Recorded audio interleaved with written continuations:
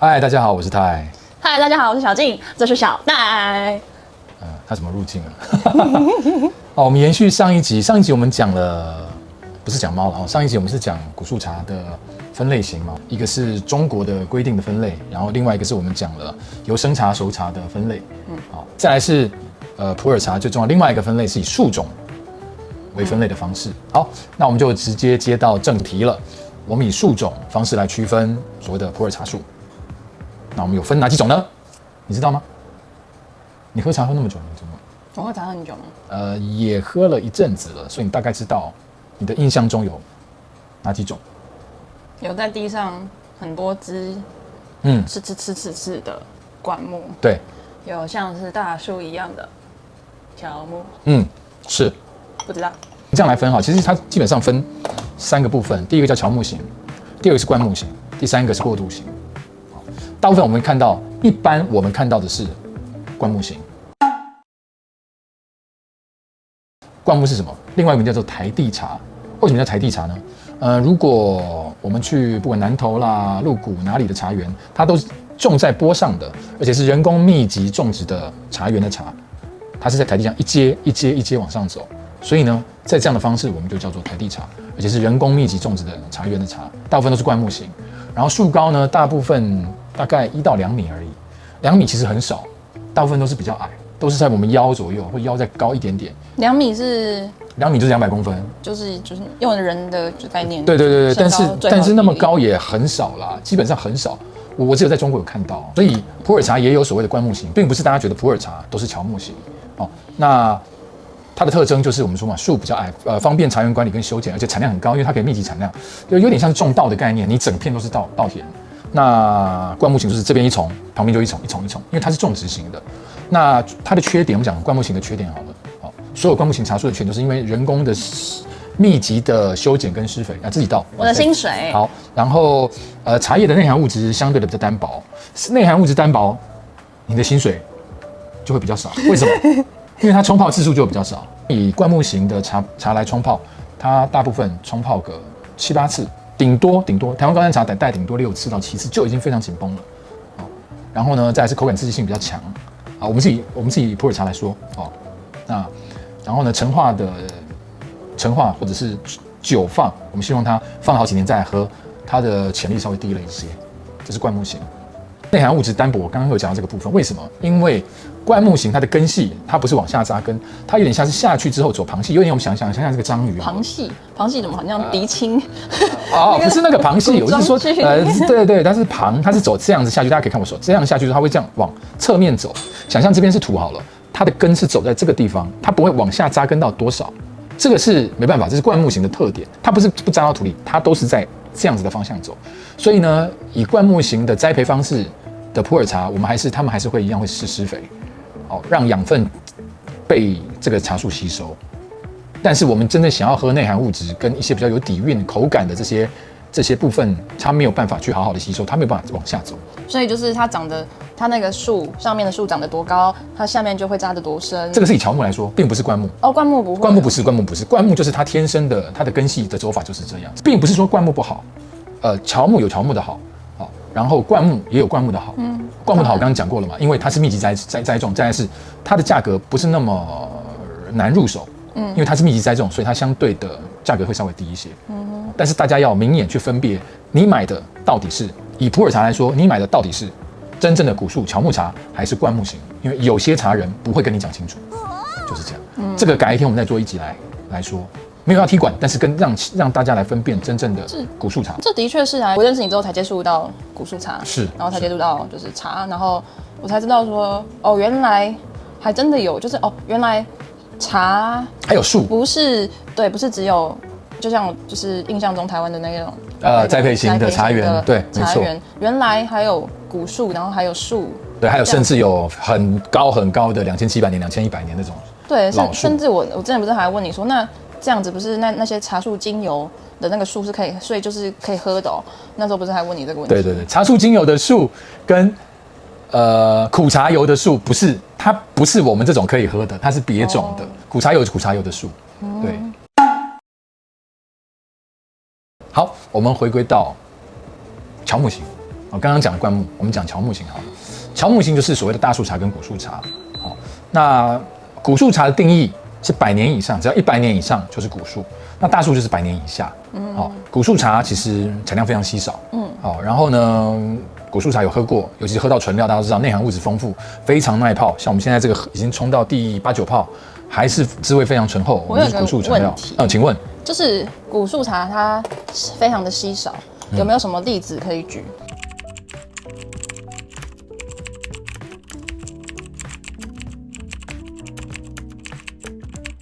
但我这样来形容好了，因为我都喜欢用我常常经过或我常常在生活的区域跟大家分享。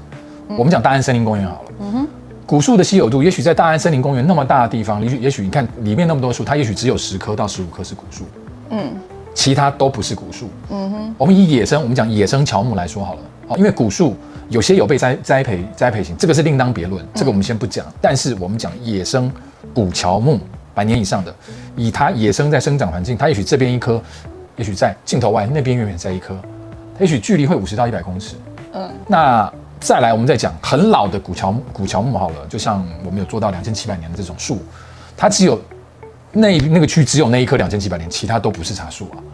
你说那1棵是2700年，其他旁边都不是茶树，其他都不是茶树，它是其他的树，它就是树。可是它们看起来长得很像。对，所以要去分辨这个长得很像，就是怎么去分辨，这就靠厂长了。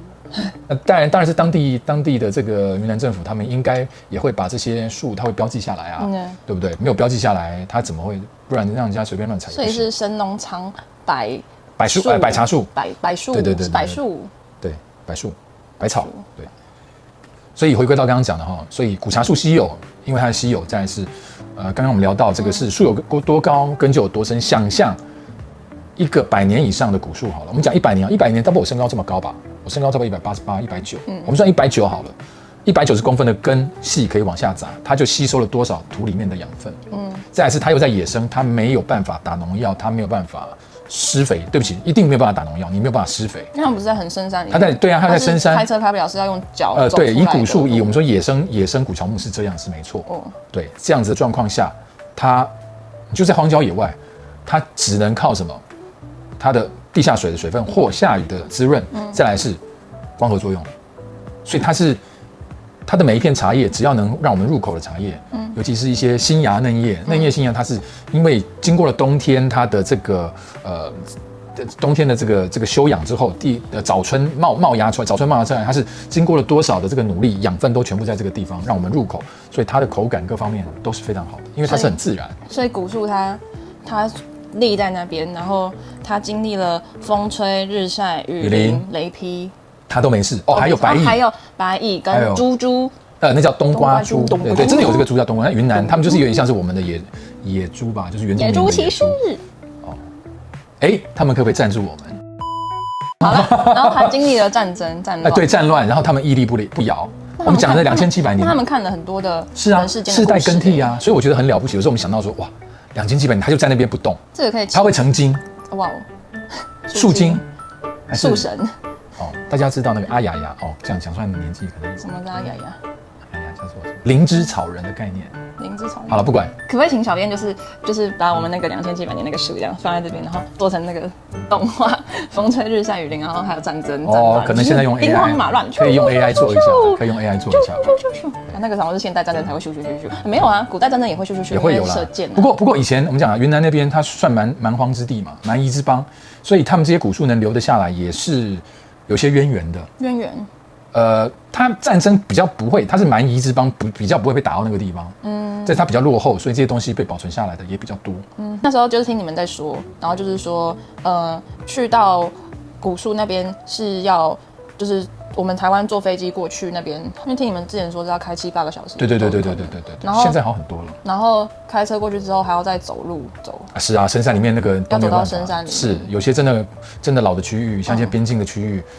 比如说我们说那个寡峰寨，义乌的寡峰寨，它就是在很深山的地方，但人都很难到的地方，对，所以我们能喝到一片好的茶，其实得来不易，对，想象做好之后还要从云南那边运到我们这边跟大家分享，所以我们拿到这些茶真的要好好珍惜。我觉得不管是台湾的茶，只要是好茶，我们都要想到那些茶农的辛苦，即使是栽培型的，即使是乔木型的，其实茶农都很辛苦。我今天才看到一个脸书我的朋友，他上面 po 的一个讯息，他的一个机器坏掉，然后他有拍出来说他这几年他坏了多少东西，是马达啊什么什么什么。那你在制茶的时候，你的机器坏掉，你的制茶制到一半，你不能再做下去，因为制茶是不能停的，那怎么办呢？对啊，其实我们会有感同身受啦。其实做茶真的是一件很辛苦的事情。好，回归到我刚刚讲的这个果树茶的部分。刚刚讲到内含物质丰富，树有多高，根就有多深，因为它吸收了土壤的精华，跟吸收了不要讲天地灵气，但是它里面的内含物质都是最有这个内含物质最多的，就是在土壤的根部深处的地方。所以根扎的越深，它的口感会更醇厚，而且它的喉韵会更好。以前不是有人古人都会把普洱茶当药吗？是，而且普洱茶指的是普洱生茶，因为普洱熟茶是在1973年后才发明的。1973年发明了，然后1978年他们在云南厂那边开始试做。所以其实古人喝的普洱茶是普洱生茶。是没错。然后以前比如说明代、清代的所谓的贡茶，有贡茶园嘛，明清都有贡茶园在云南那边。贡茶园的概念，皇帝的茶园，皇帝去养那区的茶园，然后只有皇帝可以喝的，他们都在喝生茶。可是官员不是会偷偷？当然当地啦，当时的官员可能，你要做，当然也要喝啊，不能说喝了自己不好喝，然后给皇帝，那是皇帝会杀你头的，对不对？当然应该不会啦，因为在云南那种地方应该都被流放了，我觉得应该不太会被杀头吧，都已经在那。我觉得云南讲的有所保留。云南的当地的这个官员，就是在明清代的时候啦，他们我觉得为什么他们要做茶上贡给这个北京的官员，北京的皇帝，因为他们希望让皇帝想到，我们在这个边疆的地方，我有在为你做一些事情，我还帮你挖到了一些好特别的土特产给你，不然以一个那时候皇帝你又不会出紫禁城，你就是在里面的状况下，你永远是想里面的事情，你或者是周围这些省份的事情，你不会去想到边疆的事情。所以他们要做这些事情，一直把边疆特殊的土特产给当时的明清皇帝，也是希望让他们想到说，皇帝我有想到你，这是我找到了一泡好茶。皇帝我还在，你还在？皇帝我还在那边，请你想想我。对，是这个概念。好。古树茶讲完，我们讲大树茶。我们刚刚讲古树就是100年以上嘛，大树就是树龄比较轻一些。那是什么？这不是水方，这个是小编的薪水，所以要给他一杯。对，好 ，OK。小编也好可怜，小编很辛苦。对，不是好可怜，小编很辛苦。大树茶树龄大约是100年以下了，一样是乔木型，然后呢，品质会比这个台地茶，就刚刚讲说灌木型还好，但会劣于古树。因为年龄的不同，它根部扎的比较不深。那很多的大树茶是古树被移植的，对，大树茶不到100年嘛。那我们人的一生也差不多接近100年，所以有可能在云南当地的这些当地茶农的父字辈或祖父辈，他们去用种植或扦插或移株的方式，那稍微密集的种植产生了大树茶。那有些大树茶就长不高。可是如果大树茶它以后变成它活了100年，那这样它会变果树茶吗？当然会啊，但是先天条件是成为好喝的果树茶，一定要是天时地利人和，土壤也要好。那我们刚刚这样讲好了，我刚刚提到说，如果它被稍微的密集种植，全部它就变成一个茶园的形态。假设这个方寸之间有1棵茶树跟5棵茶树就不一样了。因为他们吸收的养分是5棵茶树去分掉这边土地的养分，跟1棵茶树我独有这边的，你口感就有差别。所以就是这样。然后再来是一个共生的环境。如果你是在共生的环境之下，它是成为一个很自然的生态圈。假设这边只有这棵树，其他地方不是这棵树的状况下，在共生的状况下，它的口感又会更特别。所以这就是喝风土。对，所以我自己会比较偏向，比如这个区域只有这一棵，我比较不喜欢密集种植的。我好幸福哦，我的薪水好是非常非常非常珍贵的。是要唱你最珍贵吗？烦死了！过渡期叫做小乔木，小乔木意思就是说它介于乔木跟灌木之间。高度，我们讲高度，然后呢，树形比灌木高一些，但是没有到达原始乔木的规模。乔木就是很高嘛，就是好像有到2层楼、3层楼，甚至更高。它有可能是什么？自然演变有可能，因为这个不知道不可考。自然演变，自然演变，因为它还是会授粉、开花、结果，就会变异，有些树会变异种，会有变异产生。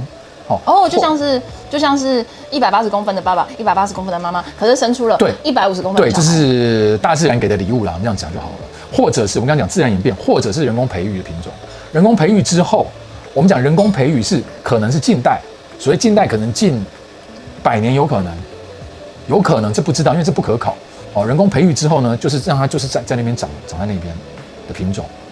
所以呢，过渡型也有。那它的茶区，比如说景迈山那边，它有兼具部分乔木品质特征的过渡型，这叫小乔木。所以小乔木的口感，我是没有喝过，但我相信它就是介于大树跟乔木之间，可能口感会略差一些。不过，我觉得如果小乔木它是一样，刚回到我们刚刚在讲那个方寸之间，如果它有1颗2颗，它是非常野生的生态环境。虽然树龄不老，我相信它的滋味或许是可以达到还不错的状况。好，那今天我们就聊到这边，那就下次见，拜拜。